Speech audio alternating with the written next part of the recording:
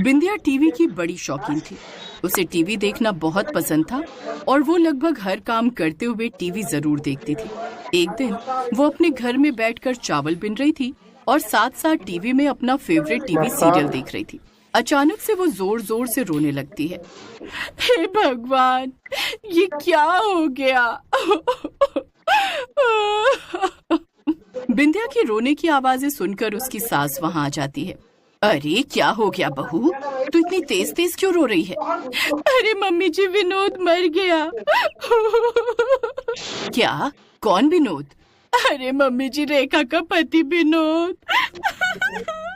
बिंदिया की सास ये सब सुनकर कुछ भी समझ नहीं पाती है, पर तभी उसकी नजर टीवी पर पड़ती है। क्या बिंदिया, कहीं तू ये टीवी सीरियल की बात तो नहीं कर रही? हाँ मम्मी जी, मैं इसी की बात कर रही हूँ। हे भगवान बिंदिया, तूने तो मुझे डरा ही दिया था। अब बस बहुत हो गया, बंद करो ये टीवी और खाना बनाओ जाकर, रिंकू घर आता ही होगा। जैसे ही बिंदिया की सास ये कहती है, बिंदिया का पति रिंकू वहाँ आ जाता है।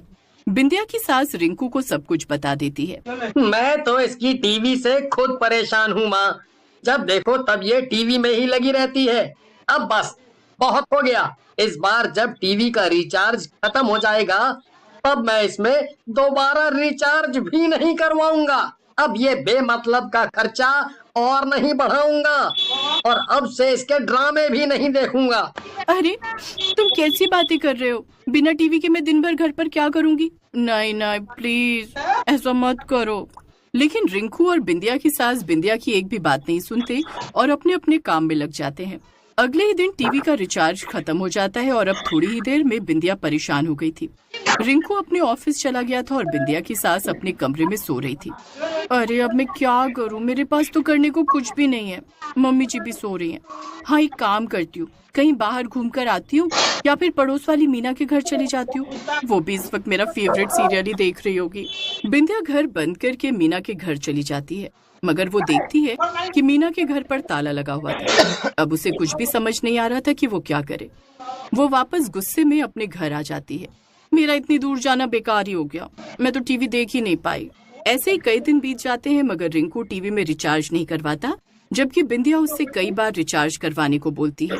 एक दिन बिंदिया तंग आकर गुस्से में अपने मायके जाने का ठान लेती है।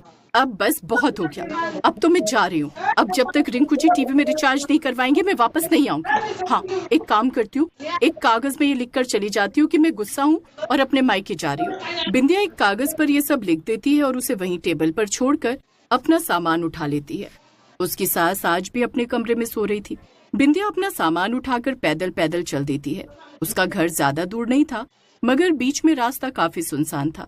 ये रास्ता हमेशा की तरह आज भी सुनसान है, मगर आज धूप कितनी तेज है, कहीं मैं चक्कर खाकर गिर न जाऊं। तभी अचानक से बिंदिया को सच में चक्कर आ जाता है और वो बीच रास्ते में ही बेहोश हो जाती है। जब उसकी आंख खुलती है तब वो देखती है कि वो एक घर के किसी अंधेरे से कमरे में पड़ी थी और उसके हाथ पैर बंधे हुए थे। अरे ये क्या हो गया? ये मैं कहाँ गई? ये तो मैं बड़ी मुसीबत में पड़ गई। लगता है किसी ने मुझे किडनैप कर लिया है। पर तभी बिंदिया की नजर उस कमरे के दरवाजे पर पड़ती है, जो कि हल्का सा खुला था और बाहर से हल्की हल्की रोशनी आ रही थी।